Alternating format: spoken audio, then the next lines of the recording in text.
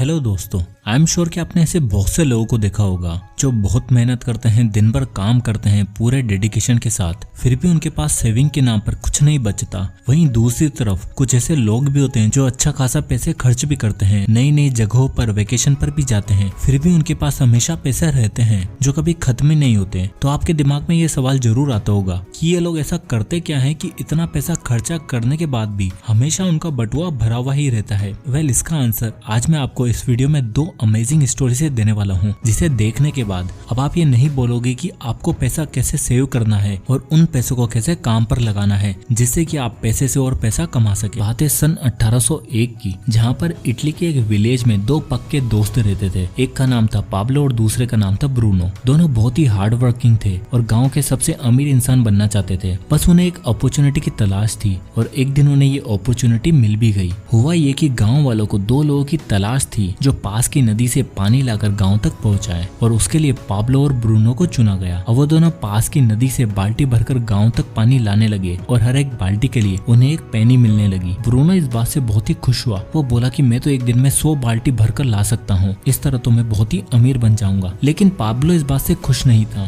क्योंकि रोज रोज बाल्टी लाने की वजह से उसकी कमर दर्द होने लग गई थी। तो वो एक दिन रास्ते में ब्रूनो से बोलता है कि भाई देखो, रोज रोज बाल्टी लाने से अच्छा है क्यों ना हम रिवर से गाँव तक एक पाइपलाइन ही बना दे, जिससे पानी अपने आप गांव वालों तक पहुंच जाएगा। इस पर ब्रूनो हंसा और बोला कि भाई हमें दुनिया की सबसे अच्छी जॉब मिली है, हमें रोज हर बाल्टी के लिए एक पेनी मिलती है और वीकेंड पर छुट्टी, जिसमें हम आराम कर सकते हैं। पाइपलाइन बनाने में बहुत ही मुश्किल है और हमें उसमें कई साल लग जाएंगे, मैं तो इसी में ही खुश हूँ। लेकिन पाब्लो इस बात से खुश नहीं था और उसने शाम को और वीकेंड पर पाइपलाइन बनाने का काम स्टार्ट कर दिया। उसे पता था कि पाइपलाइन को तैयार करने में 2 से 3 साल लग जाएंगे और वो रोज उतने बकेट भी नहीं उठा पाएगा, जिससे उसकी इनकम भी कम हो जाएगी। बट ब्रूनो की इनकम पाब्लो से डबल होती गई और ब्रूनो वीकेंड पर आराम करता और दोस्तों के साथ पार्टी करता। वो नए नए कपड़े खरीदता और अब उसने एक नया घर भी ले लिया था। जबकि दूसरी तरफ पाब्लो रोज शाम को हर वीकेंड पर अपने पाइपलाइन को बनाने में बिजी रहता। अब गांव वाले पाब्लो का मजाक उड़ाते और उसको पाब्लो द पाइपलाइन मैन कहकर चिढ़ाने लगे और ब्रूनो की इनकम बढ़ जाने से लोग उसकी काफी तारीफ करने लगे और लोग उसे मिस्टर ब्रूनो कर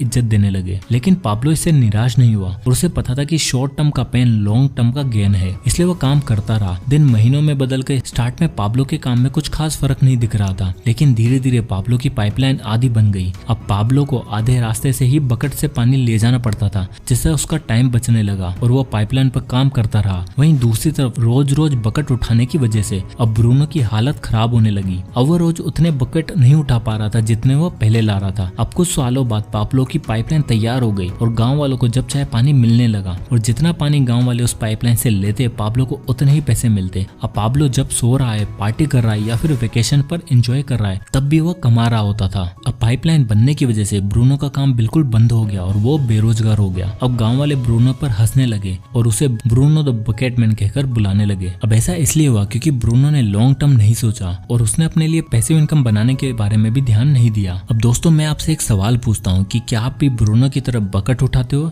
यानी कि क्या आपको भी तभी पैसे मिलते हैं जब आप काम पर जाते हो, या फिर आपकी भी कोई एक पाइपलाइन है। वेल, दुनिया के 90% से ज्यादा लोग इस बकेट कैरिंग वर्ल्ड में जीते हैं, जहां हम रोज सुबह उठते हैं, काम पर जाते हैं और उसके बदले में हमें इंस्टेंट सैलरी मिलती है, जिनसे हम शॉपिंग करते हैं, अपनी ख्वाहिशें पूरी करते हैं। तो हम में से ज्यादातर लोग इस बकेट कैरिंग वर्ल्ड से निकलकर कभी भी अपने लिए पाइपलाइन तैयार करने का सोचते भी नहीं है, क्योंकि पाइपलाइन बनाने में काफी टाइम लगता है और उसके लिए स्टार्ट में आपको कोई पैसा भी नहीं मिलता और हम लोगों को इंस्टेंट पैसा चाहिए होता है किसी भी काम के लिए। इसलिए हम लोग लॉन्ग टर्म सोच ही नहीं पाते हैं और शॉर्ट टर्म के गेन के लिए अपनी पूरी लाइफ बकेट उठाते रहते हैं। तो अगर आप भी नहीं चाहते हो कि आप अपनी पूरी लाइफ दूसरों के लिए बकेट उठाते रहो, तो आपको अपने लिए पाइपलाइन बनाना शुरू कर देना चाहिए। नहीं तो आप भी लाइफ टाइम बस काम करते रह जाओगे और कभी भी फाइनेंशियल फ्रीडम अचीव नहीं कर पाओगे। तो दोस्तों, अब इन दोनों स्टोरीज के कंक्लूजन पर आया जाए तो ये दोनों स्टोरीज हजारों साल पुरानी है, बट हमें एक पैसों का बहुत ही अच्छा मैसेज देकर जाती है कि हमें सबसे पहले नॉलेज को एक्वायर करना होगा कि पैसा कमाया कैसे जाता है और उसके बाद उन्हें काम पर कैसे लगाया जाता है। जिस तरह अर्कत ने अपने पहले पैसों के नियम को जाना, उसके बाद उसने उन पैसों से पैसा कमाया और उन्हें काम पर लगाया। उसके बाद वो जितना चाहे खर्च करता, बट उसकी दौलत कभी कमी नहीं होती थी। उसी तरह पाब्लो ने भी अपने लिए एक पाइपलाइन तैयार की, यानी अपने लिए पैसिव इनकम का सोर्स ढूंढा, जिससे वो काम नहीं कर रहा होता था तब भी वो पैसा कमा रहा होता था। तो अगर हमें भी फाइनेंशियल फ्रीडम अचीव करनी है तो हमें भी इन सारी बातों को हमेशा फॉलो करना चाहिए। तो मिलते हैं नेक्स्ट वीडियो में, तब तक के लिए जय हिंद।